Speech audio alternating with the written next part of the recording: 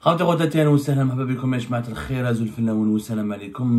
que vous allez bien, j'espère que vous vous portez bien. Excusez-moi pour ma coupe et pour mes cheveux, je suis un peu malade avec la grippe et le froid terrifiant qui a commencé et s'est abattu sur la France au début de ce mois de janvier, sur plusieurs pays européens. Ici, il fait froid. Bon, nous avons abordé tellement de dysfonctionnements et d'anomalies dans notre chère et malheureuse et tant aimée Algérie que nous avons oublié quelques aspects économiques. On parle beaucoup des aspects politiques, des droits de l'homme, des libertés fondamentales et publiques qui sont bafouées, de la répression généralisée.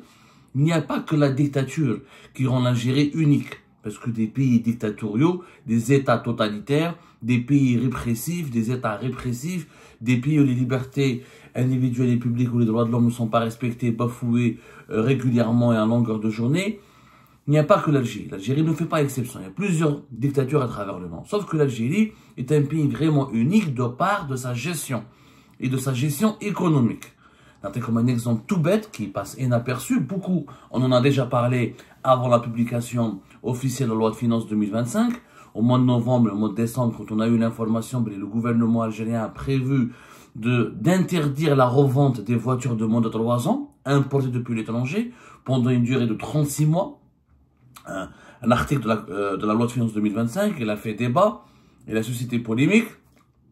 On en a parlé pendant plusieurs jours. Après, on a oublié d'autres priorités, d'autres préoccupations, d'autres dossiers, d'autres événements ont ébranlé notre quotidien, ou là ont attiré, ou là ont captivé notre esprit, ou là ils ont détourné notre attention. La loi de finances 2025, elle rend l'Algérie, elle est la question des voitures de moins de 3 ans et de leur incessibilité, c'est-à-dire l'interdiction de revendre sa propre voiture. Elle fait de l'Algérie un pays unique, un pays, unique, je ne sais pas ce qu'on peut trouver comme mot, un pays à part, un pays anormal. Pourquoi? Parce qu'aujourd'hui l'Algérie c'est le seul pays au monde, j'ai beau chercher, je vous demande de chercher avec moi, de me donner l'exemple d'un autre pays qui interdit à ses citoyens, à ses habitants, de revendre un bien de consommation qu'ils ont acheté avec leur propre argent. Ce n'est pas un bien de consommation que l'État leur a offert, c'est bien un bien de consommation qui leur a été offert par de l'étranger ou par une tierce personne, ce n'est pas un héritage, et c'est un bien de consommation qu'ils ont acheté avec leur propre argent. Je dis bien leur propre argent. C'est pour ça que je dis que l'Algérie est un pays unique, parce que ça n'existe nulle part ailleurs, cette interdiction. Ça n'existe nulle part ailleurs, c'est vraiment exceptionnel. L'article, cette disposition, plutôt de la loi de finances 2025, qui rend donc l'incessibilité, c'est-à-dire que la voiture de moins de 3 ans qui est achetée par un Algérien depuis l'étranger et qui la paye très cher parce qu'il l'achète en devise, et que l'euro est extrêmement cher, et que le dinar est extrêmement faible, et que finalement, pour acheter une voiture à l'étranger, il faut être un riche, une Algérienne ou un Algérien aisé, n'est pas propriétaire d'une voiture n'est pas importateur d'une voiture de moins de 3 ans depuis l'étranger qui veut en Algérie. Et en dépit de toutes ces difficultés et du luxe que représente ce bien de consommation qui est la voiture, l'État vous demande de le rendre incessible, de ne pas le revendre pendant 36 mois. Donc, c'est mon bien de consommation, c'est ma voiture. Ça, j'ai pas le droit de la revendre. Ça n'existe nulle part ailleurs au monde. Nulle part. Il n'y a aucune logique économique, aucune logique politique qui justifie cette interdiction. Du point de vue politique, la propriété privée, elle est bafouée. C'est ma propriété privée. J'ai le droit de faire ce que je veux de cette propriété privée. C'est mon argent. J'ai le droit, j'ai investi mon argent. Ce n'est pas un prêt d'une banque. Ce n'est pas un taux il n'y a pas de taux d'intérêt bonifié.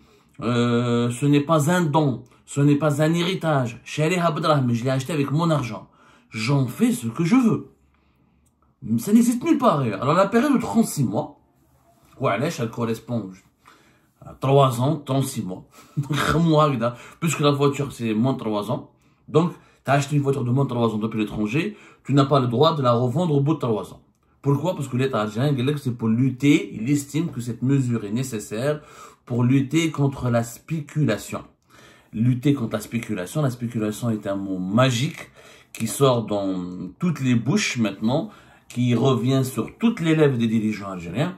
Il y a de la spéculation parce qu'en 2023, en février 2023, quand les importations de voitures de moins de 3 ans ont été autorisées, on a remarqué que des personnes achètent ces voitures pour les revendre au marché informel et pour empocher une plus-value. L'interdiction du commerce, la liberté de commercer est une liberté fondamentale, garantie par la Constitution algérienne. Bien sûr, on peut déplorer le fait que ces voitures sont vendues au marché informel, mais il s'agit d'une vente de particulier à particulier. Ce sont des particuliers qui revendent leurs voitures. Donc il n'y a pas d'obligation d'avoir un registre de commerce ou là de payer des taxes ou de s'acquitter d'un impôt. Sauf, bien sûr, qu'à partir du moment où cette voiture importée depuis l'étranger, elle est soumise à des droits de douane, à de la TVA, donc j'ai le droit de la revendre comme je veux.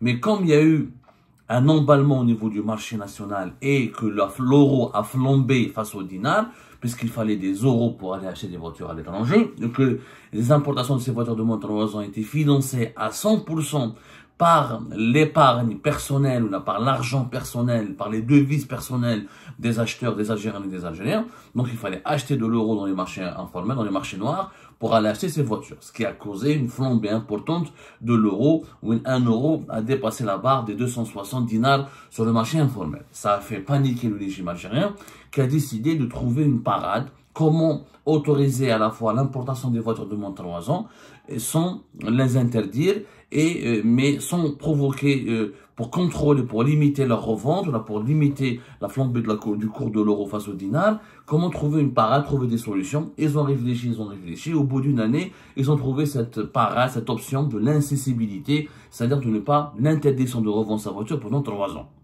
En fait, plus tard, à la fin de l'année 2024, ils ont modifier légèrement cette interdiction pour la rendre plus supportable, parce qu'ils savent qu'elle est anticonstitutionnelle, elle est illogique, elle est antirationnelle et elle est liberticide, il n'y en a aucun sens. Pour lui donner un peu de sens, ils ont mis quelques exceptions. Ils ont dit dans l'article 208 de la loi de finances 2025, qui est publié au journal officiel en ce moment, qui est officiel, qui a été rendu public la loi de finances depuis le début du mois de janvier, et oui, dans les cas suivants, les propriétaires des véhicules de moins de 3 ans peuvent revendre leur voiture à condition de rembourser l'avantage fiscal. Par exemple, si tu vends ta voiture dans un délai inférieur ou égal à 12 mois, il faut reverser la totalité de l'avantage fiscal qui a été octroyé lors de dédouanement, lors de l'importation de cette voiture de moins de 3 ans. Il faut reverser 60% de l'avantage fiscal octroyé lorsque ce véhicule est cédé dans un délai supérieur à 12 mois et inférieur à 24 mois. Et il faut reverser 33% de l'avantage fiscal octroyé lorsque le véhicule est cédé dans un délai supérieur à 24 mois et inférieur ou égal à 36 mois, à compter toujours de la date de dédouanement. En clair, les Algériennes et les Algériens qui ont profité d'un avantage fiscal lors de dédouanement de leur voiture de moins de 3 ans, s'ils veulent revendre leur voiture avant 36 mois, ils doivent rembourser ou la reverser de l'argent à l'État, l'argent de cet avantage fiscal. Ils doivent rembourser l'État. On doit rembourser l'État si on veut revendre sa voiture. Ce dispositif, il est inédit dans l'histoire de l'humanité, il est même inédit dans le monde entier. C'est que l'État te donne un avantage et après il te demande de le rembourser parce que tu as revendu ta voiture. Alors, qu'est-ce que c'est qu'un avantage fiscal? Parce que les Algériens et les Algériens ont du mal à comprendre. Il faut savoir que l'avantage fiscal ne touche pas toutes les voitures de moins de 3 ans. Elle est belle comme elle est belle chez d'ailleurs, si vous le savez ou pas. L'importation des voitures de moins de 3 ans, elle est payée en devise. Il y a des frais en devise dans le pays d'origine de ce véhicule. Ensuite, pour le ramener vers l'Algérie, il y a le frais de transport, etc. Ensuite, il y a les dédouanements. Il faut la dédouaner et il faut passer par une procédure de dédouanement pour pouvoir circuler avec cette voiture et l'introduire en Algérie. Pour cela, il faut payer 30% des prix des droits de douane, plus 19% de TVA, plus 3% de taxes de contribution de solidarité. Voilà, 2%. Donc 2 plus 19, ça fait 21. 21 plus 30, ça fait 51%. C'est-à-dire que un véhicule qui coûte 20 000 euros, pour pouvoir circuler, il va coûter à l'Algérien et à l'Algérien l'équivalent quand même de 30 000 euros au bas mot, puisqu'il faudra payer 51% en taxes. Bon, les taxes, il faut les payer en dinars. Bon, et la valeur du dinar n'est pas comme la valeur de l'euro, vous allez me dire, mais au bas mot, on doit le véhicule acheté à l'étranger et introduit en Algérie par les procédures de dédouanement, de paiement des taxes, il faut rajouter au moins 30%. Au moins 30% de sa valeur.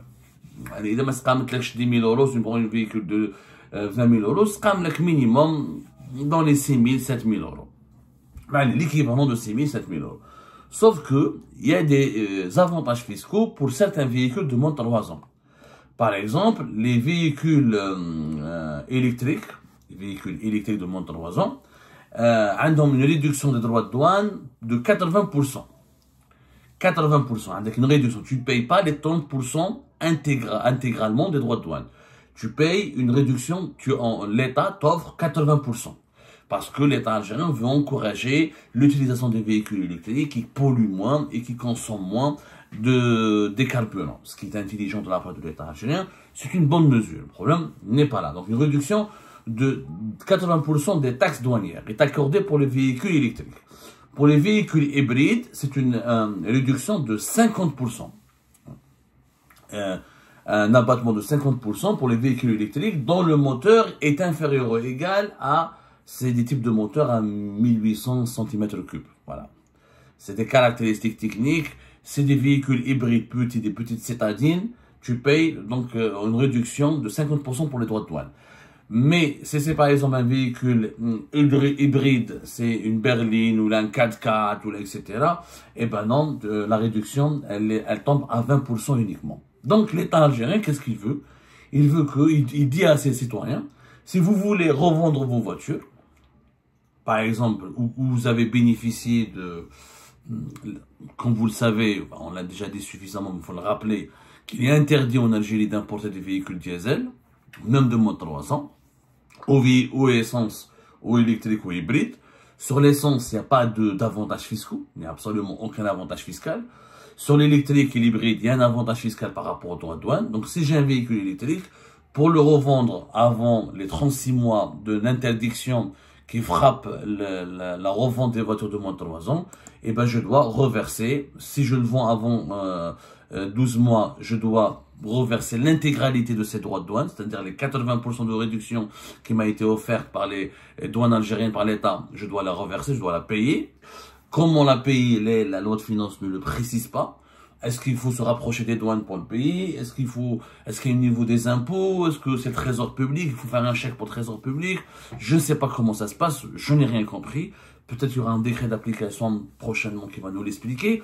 Vous l'avez avec les services des douanes ou les services des impôts.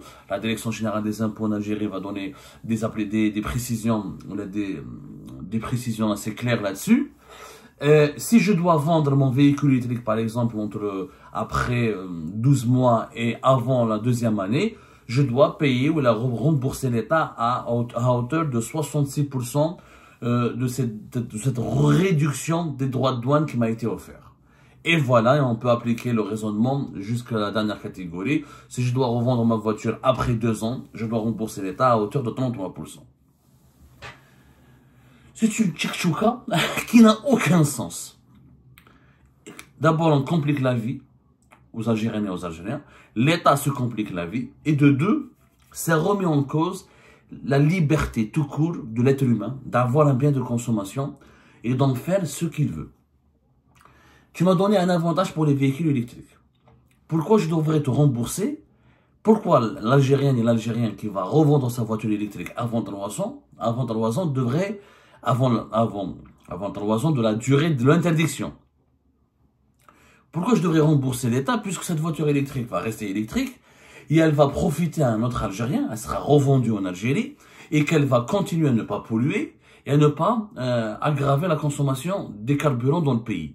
L'avantage fiscal, il a été donné pour la voiture électrique, qu'elle soit revendue au bout de 5 mois ou là au bout de 2 ans, cet avantage il est toujours justifié puisqu'il concerne la protection de l'environnement et la réduction de la consommation du carburant. Donc voilà, je devrais rembourser l'État. Je ne la vends pas à l'étranger. Si l'Algérienne et l'Algérien va dire ma voiture électrique, je vais la revendre à un Tunisien. ou là je vais la revendre à un Libyen, ou là un Marocain, ou là un étranger, l'État dit ah, moi je t'ai donné un avantage fiscal pour utiliser cette voiture sur le territoire national. Si tu la revends à un étranger, si cette voiture sera réexportée, ah, là tu me rembourses. Là je comprends. Mais là je paye, j'ai un abdo, j'ai un véhicule électrique. J'ai envie de le vendre avant 12 mois. Ok? Je le vends à qui? À un autre Algérien. Pourquoi je devrais rembourser l'État? Pourquoi je devrais rembourser ou la restituer l'avantage fiscal? Ça n'a aucun sens. Ça n'a aucun sens. En fait, l'État, le gouvernement algérien, il a amélioré, il a compliqué, il n'a pas amélioré, hein. Il a renforcé la complexité de ce dispositif pour dissuader les Algériens et les Algériens de revendre. Comme l'interdiction de revendre une voiture n'a aucun sens juridique, normalement si on avait des avocats, si on avait des associations de protection des consommateurs, si on avait des associations de protection des automobilistes, il serait simple, il suffit tout simplement de saisir la Cour constitutionnelle pour appliquer la Constitution et le respect de la propriété privée. La propriété privée, hein, tous les pays du monde, y compris les dictatures, je dis bien y compris les dictatures les plus autoritaires, garantissent à l'article 52 de la Constitution algérienne, la propriété privée est garantie. Garantissent à leurs citoyennes et citoyens la propriété privée. C'est-à-dire que c'est ma propriété privée, j'en fais ce que je veux, à condition que ce bien de consommation ne serve pas à commettre des infractions, genre des actes de terrorisme, des actes de violence, etc. J'ai le droit de revendre ma voiture comme je veux. Drahmi, ya Mohamed, je sais pas si est-ce que vous vous rendez compte de la gravité de cette anomalie. C'est une anomalie. L'Algérie est devenue un pays unique, la nouvelle Algérie, l'Algérie du régime Tebboune. Elle est devenue une Algérie unique au monde. Une Algérie, c'est le seul pays au monde qui interdit à ses citoyens de revendre les voitures qu'ils ont achetées avec leur propre argent.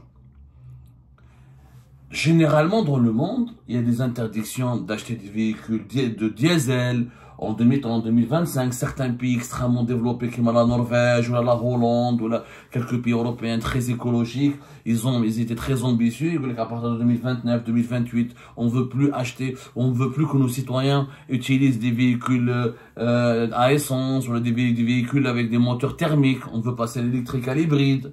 Mais interdire à ses propres citoyens de revendre leurs voitures qu'ils ont achetées avec leur argent, ça n'existe nulle part ailleurs. Dans les autres pays au monde, y compris les plus arriérés, les plus archaïques, les plus sous-développés, on peut interdire la revente des produits explosifs, de certains produits qui causent problème, très encadrés, sévèrement encadrés, surveillés, des produits rares. Mais interdire la revente d'une voiture de moins de 3 ans, ça n'existe pas. J'ai beau chercher un bien de consommation où tu n'as plus le droit de le revendre, un bien qui n'est pas subventionné. La voiture de moins de 3 ans, elle est achetée intégralement à l'étranger. Elle est soumise à des droits de douane, à la TVA et à des taxes qui sont payées par le consommateur algérien. L'État ne lui donne aucune subvention.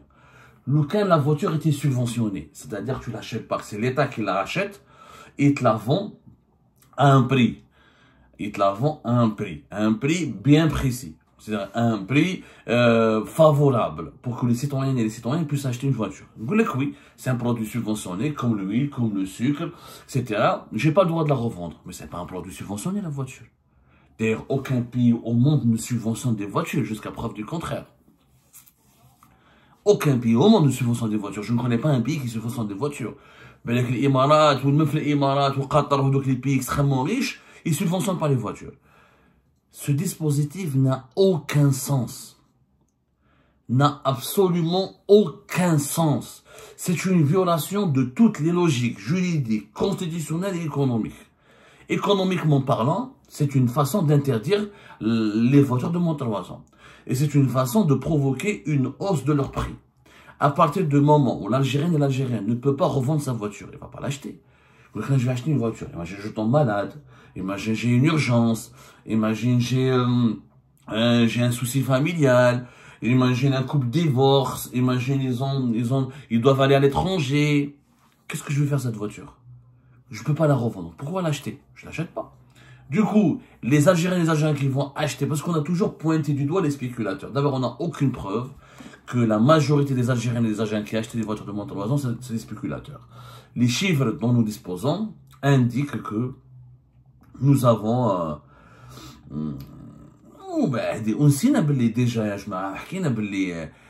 les cartes grises ont été gelées. Et que jusqu'à aujourd'hui, il n'y a pas eu, nous sommes le 5 janvier 2025, est-ce que le gel des cartes grises des véhicules de Montre-Loison a été levé? Ça a été décidé depuis le mois d'octobre 2024. Il y a eu des dizaines et des centaines, pour ne pas dire, je ne sais même pas quel est le nombre de voitures de Montre-Loison qui ont été achetées légalement, dédouanées légalement, et dont les propriétaires n'ont pas pu bénéficier de la carte grise qui leur permet de circuler avec ce véhicule parce que l'État a gelé ces cartes d'immatriculation de façon arbitraire et sans aucune justification, sans aucune explication, soi-disant pour des statistiques, ni des statistiques ni voilà. Ils ont voulu arrêter la flambée de l'euro, donc ils ont pensé que le gel de la délivrance des cartes d'immatriculation arrêtera la flambée de l'euro. Ça n'a pas marché. Parce qu'ils ont bien vu que l'euro a continué de flamber au mois de novembre et au mois de décembre. Donc ça n'avait strictement très peu de lien avec les voitures de Montre-Loison et leur importation. Il faut savoir que l'Algérie en 2023 a l'importation de presque 10 000 véhicules. On n'a importé que 10 000 véhicules en 2023. La loi est entrée en vigueur en février 2023. Durant toute l'année 2023, l'Algérie n'a pu importer, les Algériens, pas l'État, c'est pas l'État encore une fois, c'est Bedrahamham. Les Algériennes et les Algériens avec leur argent ont importé pour l'équivalent de 142 millions de dollars de voitures. C'était 9 970 véhicules.